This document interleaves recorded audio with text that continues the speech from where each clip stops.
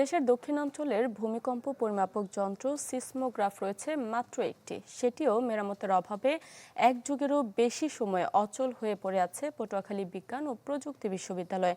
ফলে সম্প্রতি ভূকম্পনের মাত্রা জানা সম্ভব হচ্ছে না। সংশ্লিষ্টরা বলছেন, যন্ত্রটি সচল থাকলে 1 থেকে 2 মিনিট আগেই সতর্ক সংকেত পাওয়া যেত।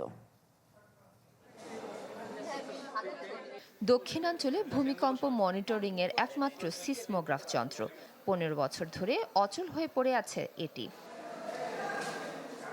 কলম্বিয়া বিশ্ববিদ্যালয় এবং ঢাকা বিশ্ববিদ্যালয়ের ভূতত্ত্ব বিভাগের যৌথ উদ্যোগে পটুয়াখালী বিজ্ঞান ও প্রযুক্তি বিশ্ববিদ্যালয়ে এটি স্থাপন করা হয় 2010 সালে। পরের বছর প্রথমবারের মতো নষ্ট হলে মেরামত করে আবারও চালু করা হয়, কিন্তু বছর না যেতেই আবারও বিকল হয়ে পড়ে যন্ত্রটি। এরপর থেকে মেরামত না হওয়ায় অকেজো হয়ে পড়ে আছে ভূকম্পন পরিমাপের যন্ত্রটি। তো আর্থকোয়েক নিয়ে প্রতি সেমিস্টারেই মোটামুটি পড়াশোনা করতেছি।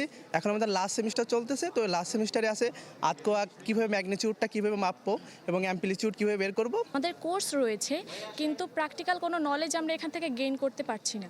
আমাদের এটা প্রায় $1.5 কোটি টাকার একটা প্রজেক্ট। এভাবে যদি এটা নষ্ট হয়ে পড়ে থাকে, এখান থেকে আমরা কিছুই শিখতে না পারি, এটা আমাদের অনেক বড় একটা প্রতিবন্ধকতা। হার্টের যত্নে বিশ্বসেরা ক্যানোলা তেল এখন বাংলাদেশে। সংশ্লিষ্টরা বলছেন, ভূমিকম্পের সময় 4 ধরনের শক ওয়েভ ছড়িয়ে পড়ে। এর মধ্যে প্রাইমারি ওয়েভ সবচেয়ে দ্রুত ছড়ায়। সিসমোগ্রাফটি সচল থাকলে ভূমিকম্পের 1 থেকে 2 মিনিট আগেই পাওয়া যেত সতর্ক সংকেত। মানুষের জীবনের নিরাপত্তার পাশাপাশি কমানো যেত সম্পদের ক্ষয়ক্ষতি।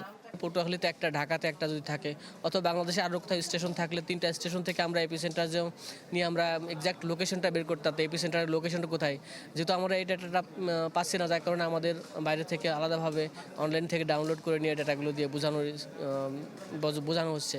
এই টেকটনিক প্লেটের মোশনটাকে তারা ডিটেক্ট করার জন্য এখান থেকে তারা ডাটাটা কালেকশন করত।